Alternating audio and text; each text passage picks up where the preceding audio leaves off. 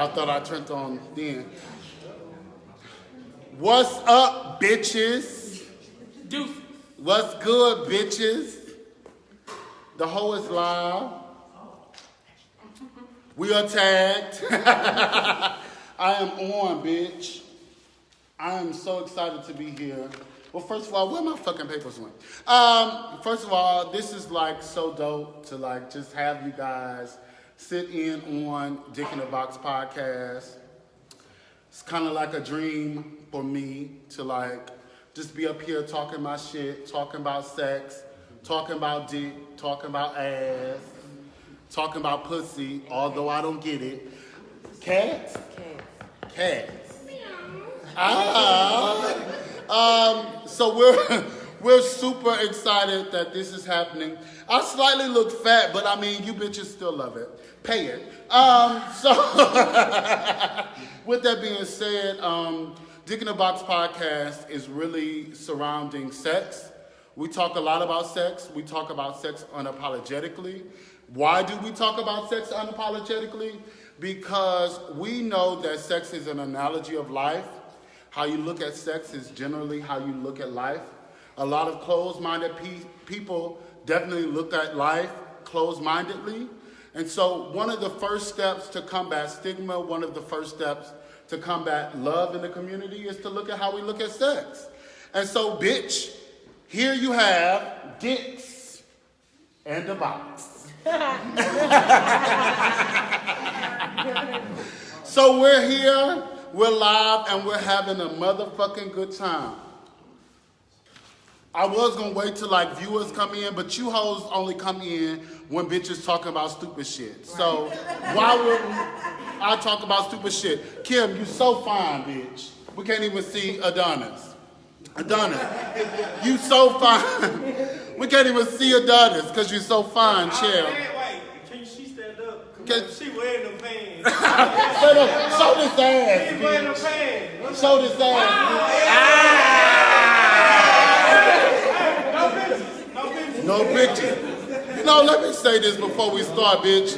These lesbians out here making a whole rethink their lives. Why? Bitch, I had met Nisha in person about, y'all know Nisha the Diva child. I had met Nisha in person about 8-9 months ago, bitch. I had saw her body and I had said, I'm not making enough money. I ain't making enough money. This bitch body so stacked. I had wanted to make a motherfucking Pringles can with her. Bitch, I had really got my life with Nisha's body. Anyway, we ain't talking about Nisha's body. But listen, lesbians will make you rethink your whole entire motherfucking life, okay? Anyway, so look. You know us gays, you know, I'm looking very daddy-ish tonight. But anyway, I digress. On to the show. This is gonna be like Jerry Springer without the fights. It's gonna be like Jerry Springer without the fights, bitch. We're gonna talk to some people. They're gonna say some shit that you may or may not like. And we're gonna ask them questions. And then, bitch, we're gonna go drink somewhere, because that's what we do. Shout out to Houston's chapter of Theta Chi Psi for sponsoring this. Also, shout out to Cooking on Fannin for sponsoring this. Also, shout out to Men Incorporated for sponsoring this. Also, shout out TRB Mama's Blessings for sponsoring. Bitches got sponsors, honey.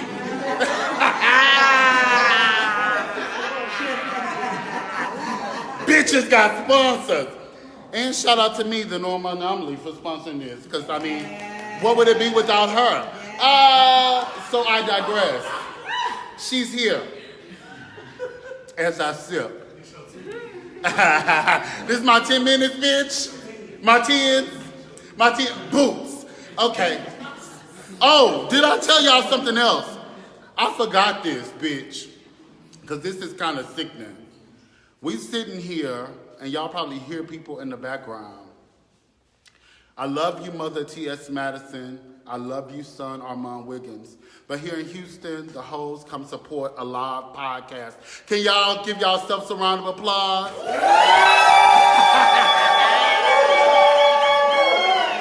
Boom! All right. So the bitches will open up the show. This is a sex podcast. I have to give y'all this little sonnet, this little soliloquy, if you will. Me and my mate have not had sex in a while. He probably don't want me to share, but we haven't had sex in a while. But I've been going to sex therapy. And one of the things that sex therapy has told me is that I got to talk about sex. Because I have reduced sex to something that is so transactional. I've reduced sex to something that is more about being pleased, that's more about what do I get out of it. And when you're in love, sex has to be so much more. So it's spiritual. So I know he has been going through hell, honey, because I talk about sex all day, every day, and we ain't fucking. Bitch, I know he mad. I be mad too. But with that being said, we gonna fuck soon. Anyway, so I want to bring up a couple guests. My guest today is, if you can see him with all this body in the way, Adonis May. Who are you, baby? Who are you? This ain't what was told to me. Right. Okay, Adonis May is on the panel. Marnina Miller, wait, Marnina, and Jacoby Bryant. Y'all clap for these bitches. All right, so they're gonna talk about very different things. Huh? Dick in the box. Dick in the box, boots. So anyway, let's get on to this. These bitches got some interesting sexual issues, if you will. I wouldn't call them issues. I would call them like a series. Openness. They do what the fuck they want to do. They fuck who they want to fuck. Because it's their shit. Boom. Oh, bitch, I didn't introduce my co-host because we're sitting on the bed. Hey, y'all. We're sitting on the bed. Introduce yourselves, children. Hi, I'm Kimberly Kne'cole, fashion stylist. The stylist that motherfucking styles, bitch. Yes. I'm Ryan Barker, property manager. You're property coordinator, and creative director. Child, this is also Latavia's manager, child. So if y'all mad that either she hasn't produced new music or you don't think she can sing, it's all Ryan. No, I'm playing. Facebook and Boots, look him no. up on motherfucking Instagram. These bitches are really like, I'm grateful to sit next to you hoes. We love you. You hoes are great. So anyway, our first motherfucking guest is going to talk about being in an open relationship. Adonis, can you switch to the middle for me? Yeah. Can you switch for me? What's to get my teeth? Oh, y'all can unplug the light. It's Y'all okay. trying to sell something Sabotage. It's right there. Yes. We already in the 640 location. That's what you said. I already know go down over here. Ooh, shit. That's what she said. Okay. Hold on, wait. Ian, we accidentally knocked something off and said, all your tracks have finished uploaded. Oh. Start her over. That's all right. God got us. I'm not scared. I ain't scared, bitch. Call all them hills. All them here. Listen, I ain't scared to fuck up. At least with tequila. All right, we back. So our first guest is Adonis May. Adonis actually came on the first season of Dick in the Box. We had about 20 episodes. He talked about how to coexist with an ex. Adonis, whether you think it's fortunate or unfortunate, is my ex. Child, back when I was about 17. Really, but they said he ain't been supporting you. He ain't listen to that damn podcast. Child, I was about 17, girl. No, wait, you ain't gonna do me like like that. I was 17. You was, but he told me he was, wait a minute, fuck that. The Me Too movement is real, but he told me he was 18 at that time. Tell the truth. Miss Thing, he dated another 17-year-old right after me. Well, we gonna stay on task. We talking about him. Bam! You're trying the fuck out of me. So, I was 17 when I dated him. You were still grown though. And And he put me on the old school video camera. I was the first in the Me Too movement. Bill Cosby touched me too.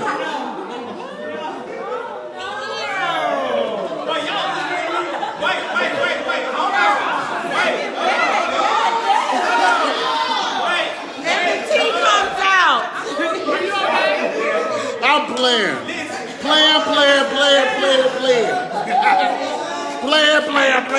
Player. So anyway, no. But, boo. Because the girls do have their lawyers on dial, bitch. Right. The girls call their lawyers at 9:30 in the morning. I digress. Point is, Adonis was on the first season. He was amazing. One of the top 5 most streamed episodes. Thank you, people, for listening. But he was in an open relationship in the next relationship he was with, which was with a 17-year-old. I'm playing. No. When I get that mic. No, right. No, but for real, Adonis is super cool. Me. We got you back. I'll put it on Do Not Disturb, too. So Adonis was, he does a lot of community work and things like that. So he has grown, but he was a part of an open relationship, right? And we don't like to talk about open relationships. I do, because I want to know. Right. How did it work? A lot of people are scared, me personally too, a lot of people are scared because monogamy has been the norm for generations to come. That's not a fear. It's not a fear though. I'm not scared to be in an open relationship. I'm scared that I'm gonna run both of them bitches over. With the car. Right. So, Like, no. so we brought Adonis on because although he has coexisted with an ex, he also has been in an open relationship. And so, first of all, you want to introduce yourself for a moment? Yeah. You don't talk that close. Bitch, talk to you. Listen, he already gave it. I'm Adonis May. He told me he was 18 when I met him. And the other dude who lied and said he was 17 when he was 18 as well. The dude I was in a relationship, the first open relationship is an ex of both of ours. Okay, so I have a question. How old are you? Listen, I'm not saying we're going to play right. Okay, so I have a question. How old are you? I'm 25 times 45. You what? How old are you? I'm 25 times 45. Then I said I'm 25 times 45. But put like this, what? Nah, never bad. Not yet. No, honestly, I'm 33.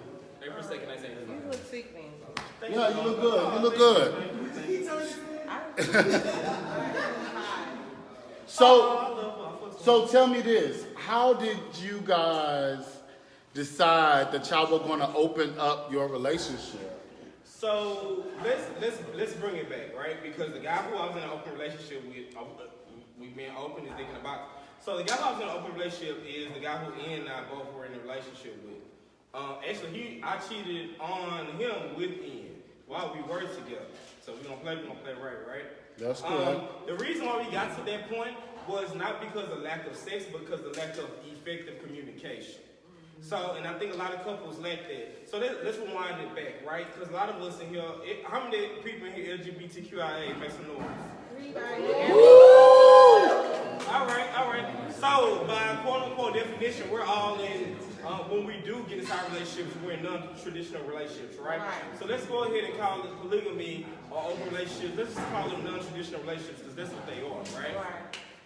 The reason why, because we weren't effectively communicating with each other. he listened to his friends. That's another thing. Y'all be listening to y'all friends telling y'all the wrong thing and then some other shit. So I was working like overtime. At that time, my son was living with us and all this. Excuse me. So I'm working overtime.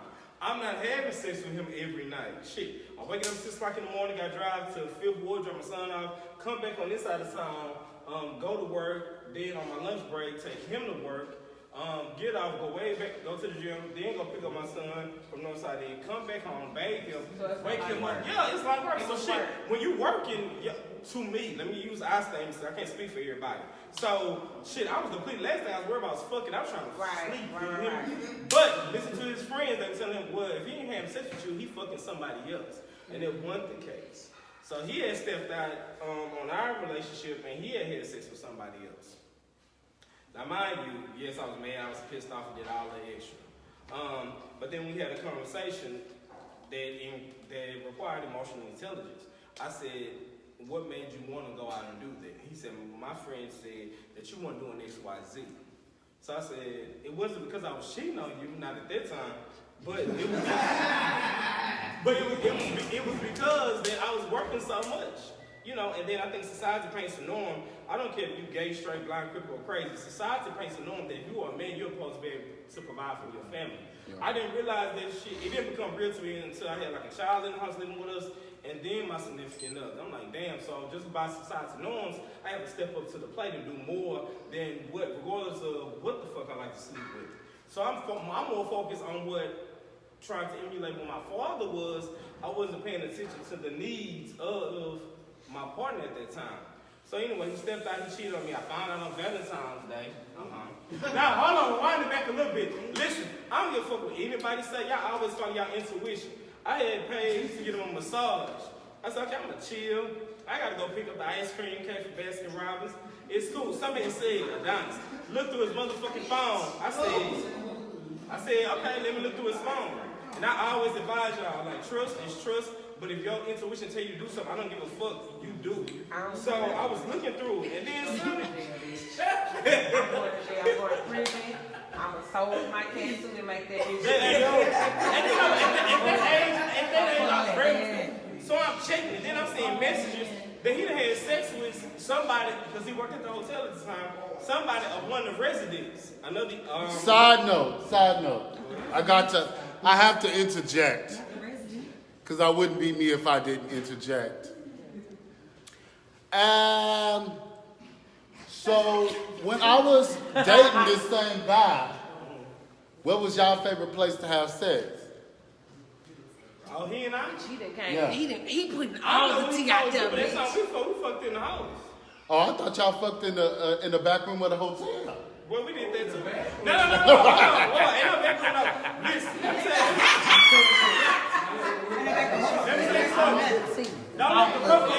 Don't let the rough edges fool you. Anytime we fucked him, when he was at work, anytime when he was at work, we fucked in the hotel room. Now, at the time and place that I am now, because of broke, we a damn sure fucking in the back of the hotel. But then I was in the hotel room. Okay. But rewinding that, that gives me less tea. Tea. Calm on tea. It set me up. But within the open relationship, I was like, well, what made you go out and do that? He listened to his friends and things of that nature. So I was like, well, I still love you. And I think that love, when we look at the definition of monogamy and love, neither one of them are mentioned in each other's definition. Do you hear what I'm saying?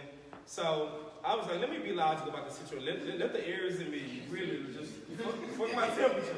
And let me see what the real thing is. So I said, what made you want to go out and do that? He said, because of the sex and shit like that.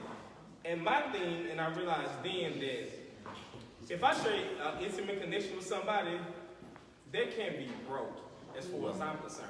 Physical, before I met him, I wasn't no goddamn virgin. I been penetrated, so ain't shit that I'm giving you is going to be new physically anyway. Right. And vice versa.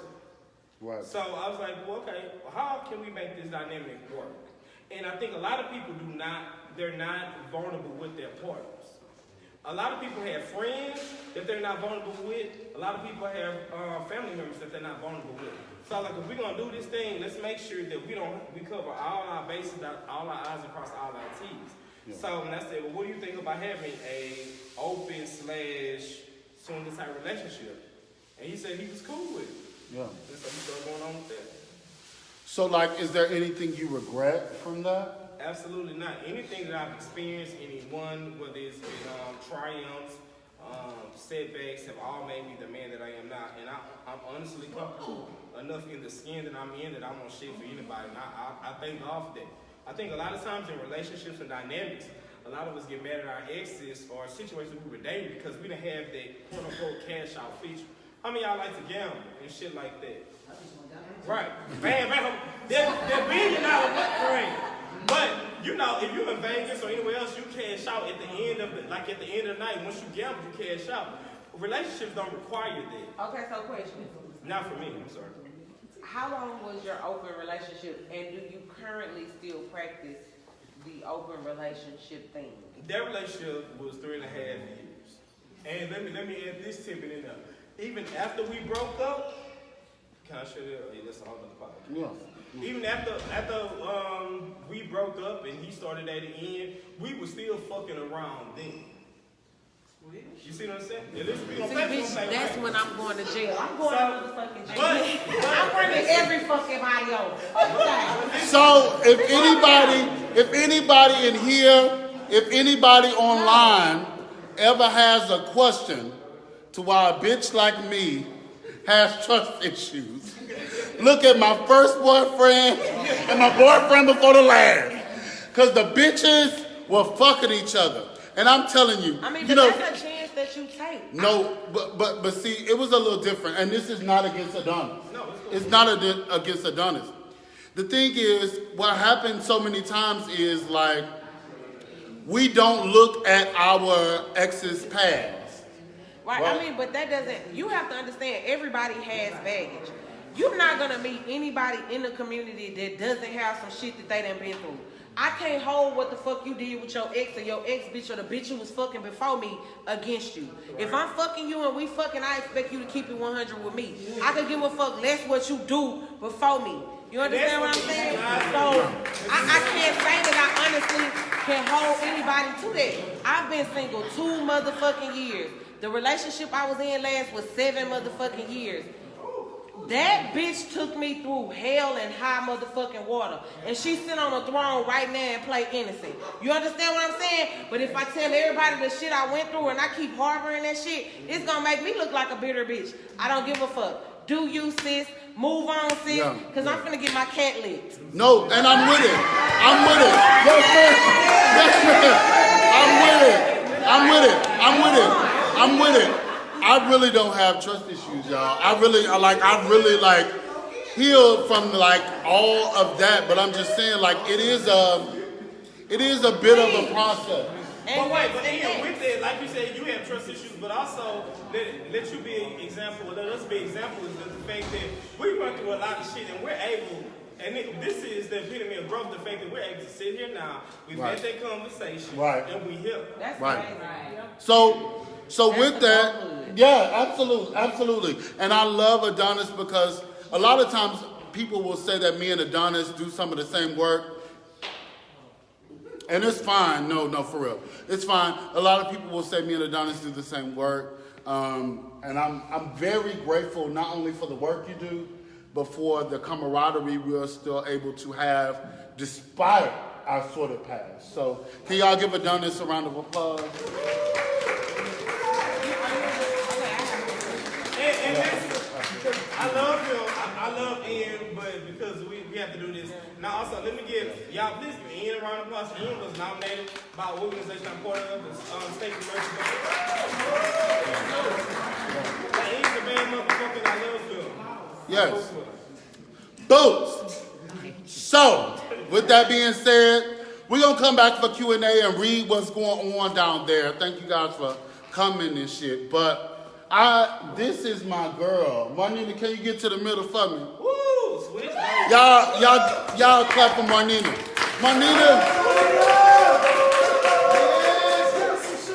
Marnina has her own nonprofit.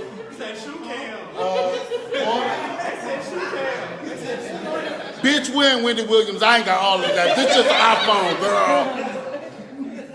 Marnina is, she owns her own nonprofit, Florida Sunshine. FloridaSunshine.org. She has recently come out as queer, correct? I've been that way. Been queer. She is bisexual, but this is the shock factor that I think is so important to talk about. And I'm super, super, super elated that you have the intestinal fortitude of balls, if you will. Big balls. Big balls. To talk about the fact that Marnina is living with HIV. Can y'all give her a round of applause for that? How long have you been living with HIV? It'll be 6 years next month. 6 years. Yes. So a lot of times what you hear about HIV is that they look like me. You hear the bad things about You hear the bad things. You hear about a person that is dying. Right. You hear about a person that is suffering. But this bitch right here is living my best life. I ain't going back and forth with you, nigga. This bitch is really living her best life, and I get my life off you living your best life. Yes. Talk to me about what it is like for a woman, aside from what you do sexually, a woman that's living with HIV. It's different because the epidemic is so based by guys. Like most of the guys that are living with most of the people that are living with HIV are men, and then the women that are living with HIV rarely come out because a lot of the times people, the stigma, the discrimination, and all that. So it's very difficult. I definitely say that it's not common for people to come out about their status because it's so stigmatizing, because people are so nasty and rude. Yeah. And y'all don't want to hear about HIV. It's a Friday night. Bitches are off. But listen. I mean, that's the reality, though. Listen. And I am not speaking from it from a point of, like, safe sex. Because I don't like no motherfucking condoms. That's why I don't fuck everybody. You know what I'm saying? I used to. I got several STIs, but I don't do that no more. My point is, I am speaking from it because, like, a lot of people, gay, straight, black, white, men, women, a lot of people have an issue with the conversation around HIV because they think that they are immune from it. I don't even think that they think they're immune from it. I think people don't like to discuss things that they don't have education on, so they're ignorant to it. So instead of educating themselves, they choose to reject it. And it's a reality, because where we're living in now, I have 2 friends, both female, both studs, and they both are HIV positive. Oh, wow. And they have active dating lives. Yeah. Yes. Because it's not the end of the world, one. 2, we also have to have a conversation about the fact that ain't nobody using no motherfucking condoms. This line. I need you to understand that, bitch. I'm fucking. Hold on. Fuck that. I'm a single woman. I know what I like. I have purchased my own straps. Bitch, if you fucking me, you fucking me with my shit. My pussy, my shit. The title of my business is called Normal Anomaly. I got my own This dicks. is an anomaly. I got my own dicks. Call me girl. No, but real talk. Ain't nobody using condoms, and I think the reason why I say that, hold on, y'all be quiet real quick. The reason why I say ain't nobody using condoms is not to promote unprotected sex or condomless sex, right? The conversation I'm having around that has to do with the fact that nobody is doing anything different than a person who tests positive, right? We are all having situations, right, where we're in love, where we're in lust, where we're in comfort, and we are having sex without condoms, right? And we're saying, like, it's okay. But then, on the other side of that, right, we'll come into spaces where people are talking about HIV and condemn them. Bitch, you fucking raw too, sis. Okay. Everybody's fucking wrong. I mean, you can't. I'm not gonna condemn nobody for doing what they do. Nobody is perfect at all. Everyone fucks up. Everybody has done some shit that they regret doing. But at the same time, can't nobody judge nobody. Nobody. Yeah. Nobody don't want money. So, Marnina, how has HIV changed your life? Sexually or just period? Sexually. Perfect. Sexually, I don't know if a lot of people know about HIV criminalization, but it's when you don't tell your partner that you're living with HIV and you go to jail. So in Texas, we have this thing where you'll get a felony and you'll be penalized. So a lot of the times what happens is when you don't disclose, and even if you don't transmit, aka give a person HIV, you'll still be going to jail. You'll still get penalized and it'll become a felony on your record and you have to register as a sex offender. So for me, it's become difficult. Hold on. Stop right there. Can somebody give us, I just want to see before I go in for a second. Can y'all give me a round of applause of people who are here for the criminalization laws? No, real talk. If you want people to go to jail for having HIV, clap for me. Hold on, just clap.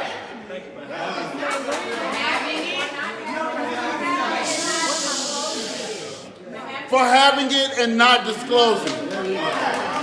Clap. Hold on, be quiet. I just want to hear. If you are here for HIV criminalization laws that say if you have it and do not disclose it, you go to jail. Clap. Yeah. Clap.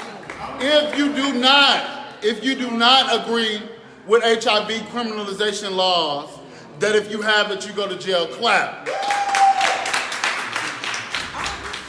Bitch, I spilled my drink. So we come into a Q&A situation, but I just wanted to say this before we go to the next question. And I have some information. And I want to give a chance to my co-host. Listen, this is the thing, sis. We are all in control of our own bodies. And this is where it comes to be important. If you were fucking raw prior to knowing someone's status, that is not their responsibility to take care of your motherfucking body. If you want to fuck raw, that's on you. Now, it's a different conversation if we're talking about them hopping on you and pulling off a condom. But a lot of people, from my experience, you bitches are fucking raw because you want to fuck raw and you want somebody else to be responsible for your body. That's how you get HIV, sis, if you're fucking raw. But what you got to say? I don't have nothing to say. No, So, okay, so go ahead. My thing on it is, at the end of the day, when a person transmitted it to me, the week after, the first week I was devastated. The week afterwards, I was like, I did not make him put on a condom.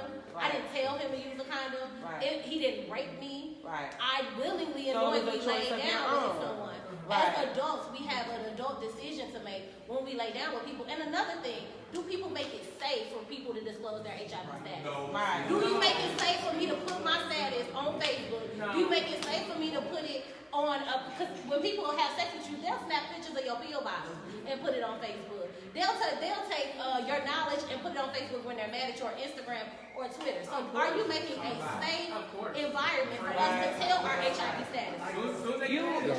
It's not no, bitch. As soon as they get mad at you, they tell your whole entire motherfucking life. Them whole fuck thing. boys, though. Yes. That's a completely different type of situation. My question for you is, are you aware that there are LGBTQIA, my friend goes to like a meetup every Wednesday, and I can give you the information. I don't know if you're single or not, but she actually goes to like a group and they have like meetings and they talk and they date within that group, and like it's positive gay women. Are you aware of that? Were you aware of that? I'm not aware of that, but I choose not to date in circles with people living with HIV because I'm an activist. So as an activist, I don't choose to date in those circles because I may be teaching them one day. I may be doing a program one day, so I don't choose to do that. But also, undetectable equals untransmittable. And I don't know if everyone knows that. But if you're undetectable and your level in your blood is so is low, your count low enough? yes. Okay, great. Awesome. So once you are on medicine for like 3 months to 6 months, your blood level, like the levels in your blood become so low you can't transmit. Right. So I haven't been able to transmit for the last 4 years. So it makes no sense for me to even attempt small to my dating pool like that. Why shouldn't I be able to date who I want to date? Who? Right. Correct. Okay, so my next question is: are you currently in a relationship? I'm currently dating. Which brings me to another point. You consider yourself bisexual. Yeah, I do. Have you ever had a bisexual experience, like with a man and a woman? Like in a 3? At the same time. 1, 2, 3. As a matter of fact, that did just happen. Okay. Talk to me. Y'all talk to me about your bisexual sexual experience. So I was at a conference, because you know I'm an activist. I was at a conference a couple months ago. And it was no, don't do that. And one of the guys there, he was bisexual. Because I told you that a lot of the guys that are living with HIV are gay. And so I didn't know that he was bisexual, but he liked me. And I was like, okay, cool, I like him too. I thought he was cute. He winked and you blinked? Yes! If you blink and I blink, bitch, we fucking. And it was a stud there too. And so the night she came in the room kissing all on my neck. And he started kissing on the other neck. And it just went down. Who is better? Who is better, the man or the woman? Ooh. Who ate that pussy better? That's good, because she turned that ass around. Hold on, who ate it better? The stud, she turned that ass around and got to eating it from the back.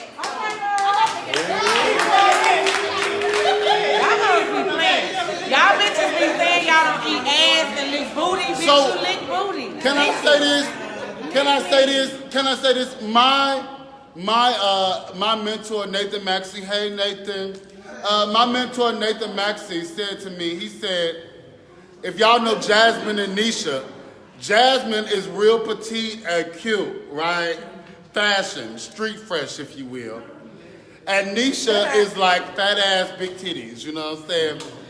And he has said, bruh, I don't know how they be fucking because Nisha is so pleasantly plump.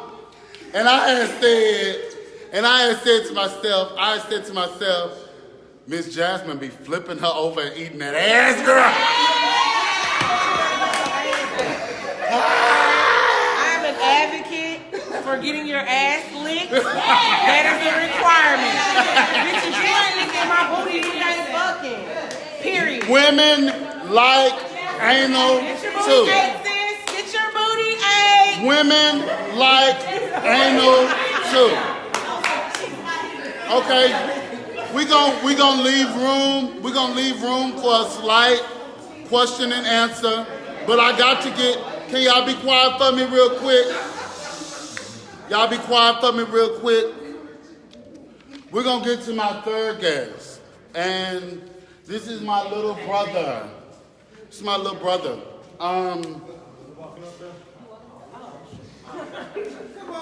I am talking about this. Can y'all be quiet real quick? I really want to have this conversation. Yeah. Yeah, I really want to have this conversation because all the time we don't talk about the fact that our brothers and sisters are dying, and I'm not talking about HIV. They are dying from suicide and overdose of Tina, crystal methamphetamine. We don't have that conversation openly. A lot of times we don't even find people to come in to have that conversation. And so before I even talk about this, can we give a round of applause for Jacoby for even being real enough to talk about this, it is very uncomfortable. It's very uncomfortable to talk about drug use in general. Because a lot of times when you talk about drug use, it becomes like drug abuse and what you're doing wrong and how you're feeling and how you shouldn't do it. But this guy's here to talk about his bout with crystal methamphetamine, Crystal, right? He has taken the place, I almost want to cry. Because we just don't get a chance to talk about this. And we're seeing every week, we're seeing overdoses, we're seeing deaths from this. And this guy said, you know what? Let me fucking talk about my issue that I had with crystal methamphetamine. So, Jacoby, my little brother, just open up with telling us about your experience with drugs. So I remember, I think everybody knows weed is not a drug, that's a tree, it's herbal.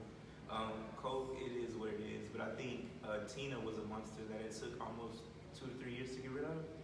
And It's okay, take your time, baby. Take your time. So with me with sex, right? So like I love every aspect of sex. I like to explore, I like to try new things. I've done everything there is to do and I've tried it. So I was like, what can I do to escalate, take it to another level? So I met this gentleman, he introduced me to Tina, and most people smoke it, right? But I actually injected it. And that's an addiction, and that's like a mind fuck out of the world, right? It's like, so I'm gonna tell you about this. So like, I tried a little bit. I liked the way it felt amazing. It honestly feels like, when a Pokemon transforms? Yeah. I feel like I turned into a bad bitch. Like when somebody touches your skin, it's like you shiver, right? So it's an amazing feeling. I'm not trying to make anyone go out there and want to try it. Right. But the feeling was amazing. It's nothing parallel to it ever, right? So when I left the dude, of course we fucked all night. Sex was amazing. Left there, and it's like a week later, I started craving it. I'm like, I want to do this again. I need this again. Went back, shot up some more. And maybe the third time I shot up, the dude probably put more than I've ever tried. But when you shoot something in your blood, it doesn't come out like if you're smoking coke, or if you smoke weed, or if you sniff coke. That comes out of your system quick. Right? But when you're shooting your blood, that stays in there for a while. Right. So every weekend I was going to this dude's house shooting up, and then finally he took 2 needles. He shot me up in both veins. And of course the night progressed, and then I started hallucinating. I started seeing shit. I seen a little dead girl, and then they had to call the ambulance, they called the cops, and I was in the hospital. And I called my sister. My sister came, and my mom and they're trying to talk to me, and I was in the hospital, and I went blind for 4 days. I could not see, and I remember the nurse, she used to come in there, and she used to try to feed me, and she would talk to me, and she would pray with me. But it was like, just imagine putting your family through that, you know what I'm saying? They had no idea where I was. This was a hookup. This is somebody I've been fucking with. Nobody knows where I'm at. And they get a call in the emergency room. And I just thank God that he had his hand on me and he was able to take me away from that, because that's an addiction you don't, like these people over here on Fanny that used to buy the train and be like psyched out, that was me outside. You know what I'm saying? Right. So I was able to come out of that, and that's what that is. So. How did it affect the way that you have? Did it?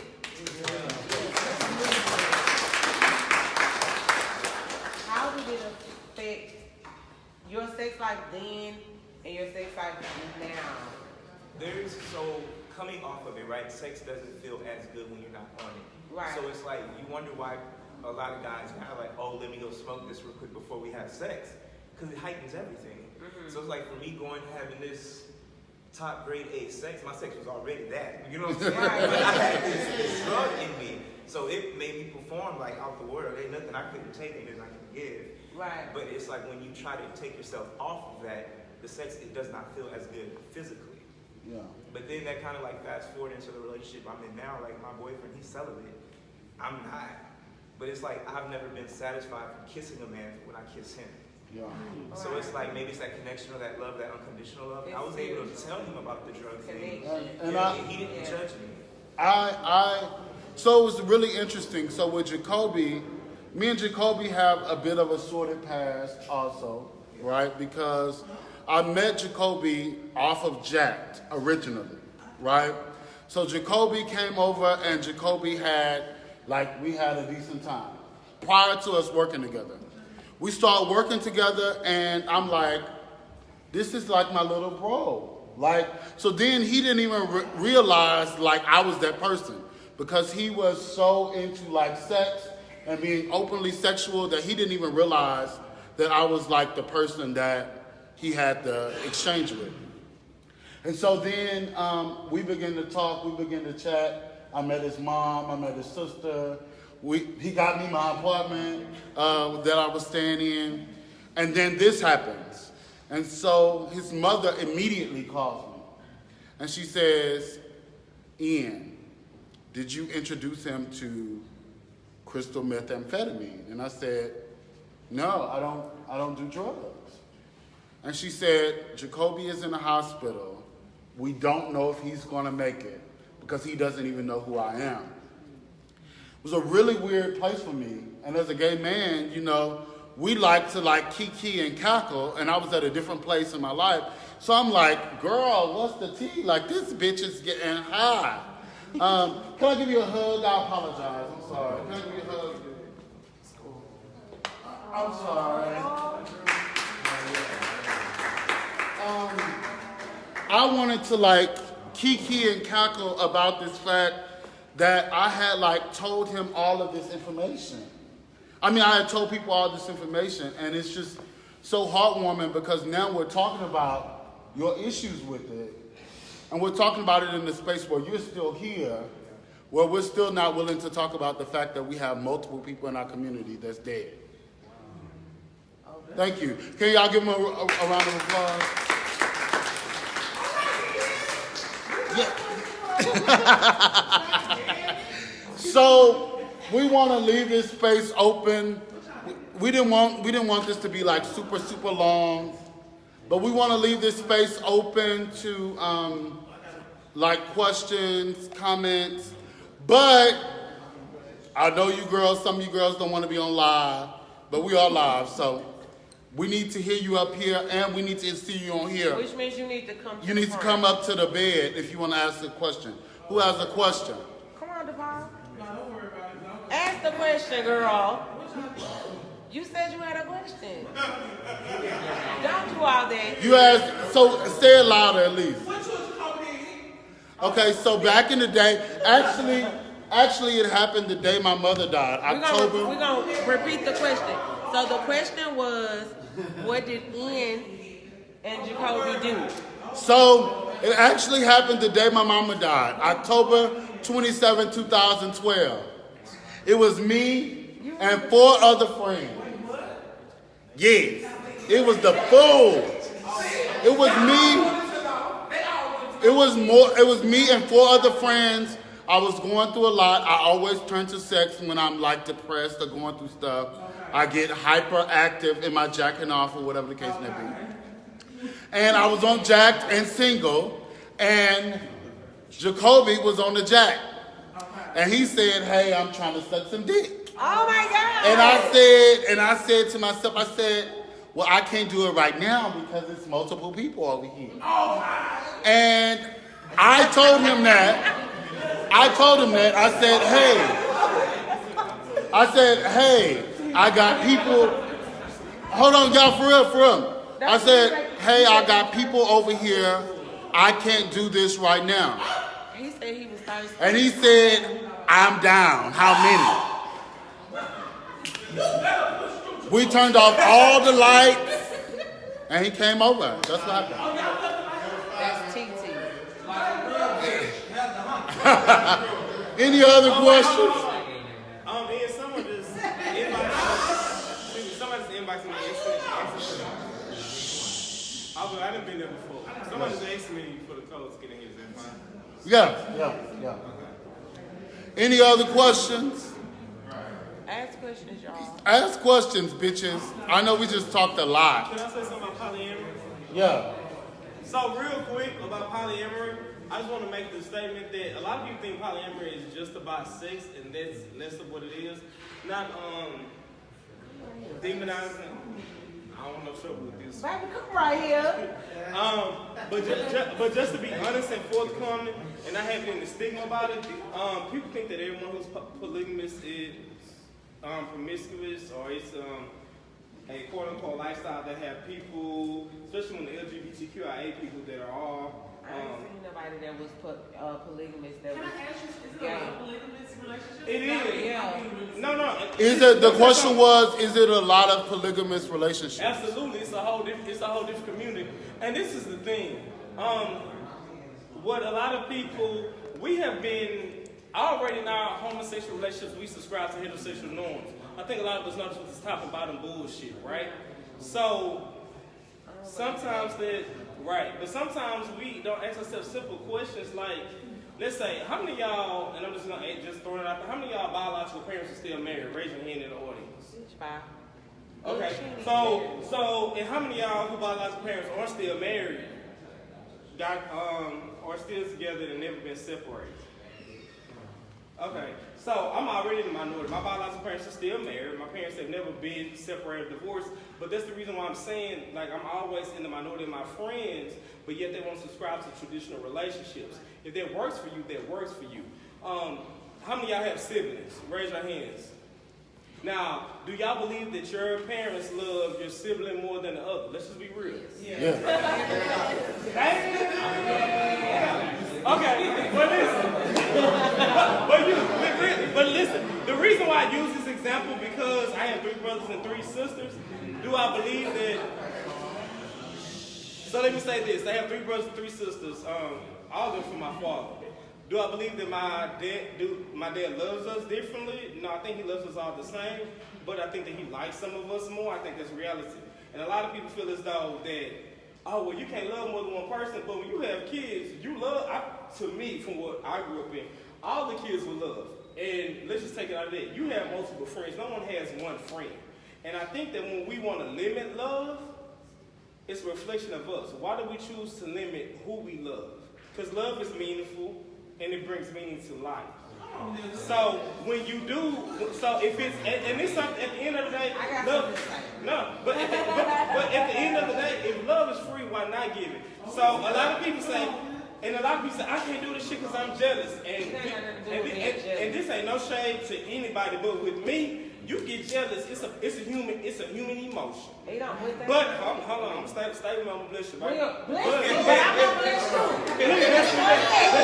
But mine gonna be quick. But when I say this, and this ain't no slug to anybody. We, and you know, on a personal shit that we talk, we deal with jealousy on a whole different level. Whether it's competition for jobs, notoriety and shit like that. So if you gotta mitigate your jealousy while you're at work, because I can't sit up there and get pissed off if you get a promotion over me, or if you get a certain opportunity over me, or even in a fucking fast food restaurant or whatever. But why do we take pride into being jealous of possessing another human being in a romantic relationship?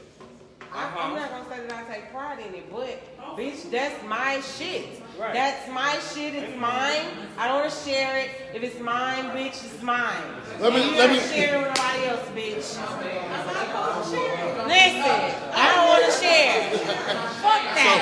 So hold on. So we're gonna take a couple questions. DeAndre, come here. No, I don't really have a question. I just want to pick out what she was just saying about being. But they can't see you, girl. Come here. You know you like to be seen anyway, child. Hi.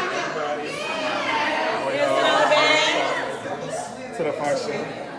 How are y'all? We're fine. Good. Come over, son. Hey. Okay. No.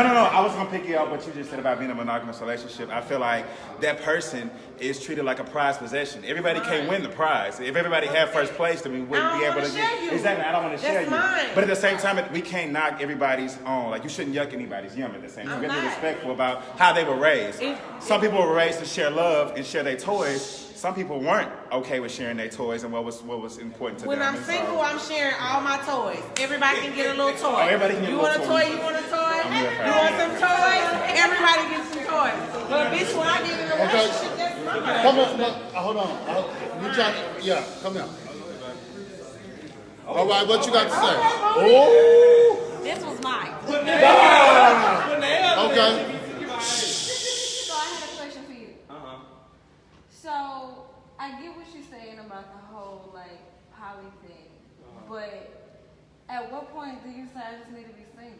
Because it just seems like to me, it's like I understand loving somebody, but I can love you and we ain't got to be together. Like we, you know what I'm saying? Like I don't necessarily need a commitment from somebody who I know you giving love wherever you put it.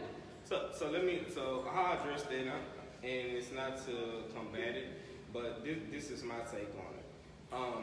Just doing a little more further research. I'm You a not finesse, I can feel it in your spirit. He finna about the finesse. But no, I'm finesse over that. And you can know the teacher.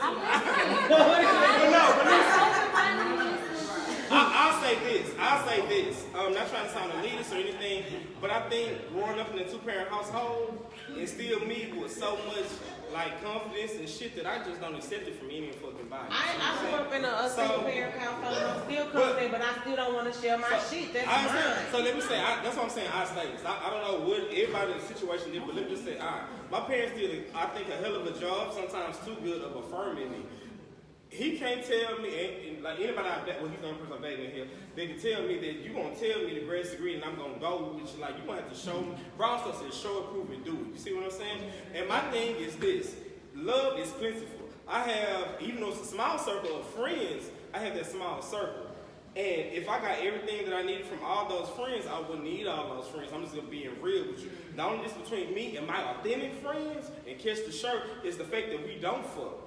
But when I have that individual that I'm vulnerable with, and I'm saying, well, hey, babe, I love you. You own my heart. And like I said before, many people have my dick, many people have my ass. But the one thing that I can count on one hand, I've only been in love with maybe 3 people in my whole goddamn life. And you in a relationship right now? I'm dating somebody right now. So you're not poly. Huh? No, but this is how I feel about polyamorous relationship. It's a plus, but it ain't a must for me. Okay. You see what I'm saying? Okay. Like I can operate. Like if somebody said that, like Adonis, I want you to be with me, then it's fine. But if I say, hey baby, we can do this option, if I can, because a lot of people, how many people been cheated on out here? Raise your hand. Everybody.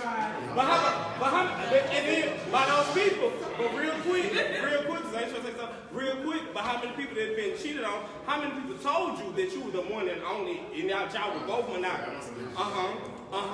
So with that being said, sit your ass back down. This hoe sits here and takes over shit. See, that's what I want me to do. This is Dick, ma'am. This is Dick and the box. Okay, I got some boxes today. No, for real. I got a piece, so I'm gonna be quick.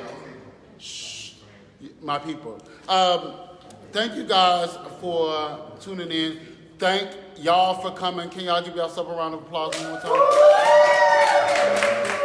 I hope this was fun. I know this is kind of different for a Friday night. Somebody else had a question though. It's all right. You have a question? It's all right, shawty. I got to pee. I'm running the live. Thank you, hoes, for coming. We had a good time. Go to dickinabox.com. We're on iTunes, Stitcher, Spotify, iHeartRadio, and Google Play. All your streaming platforms.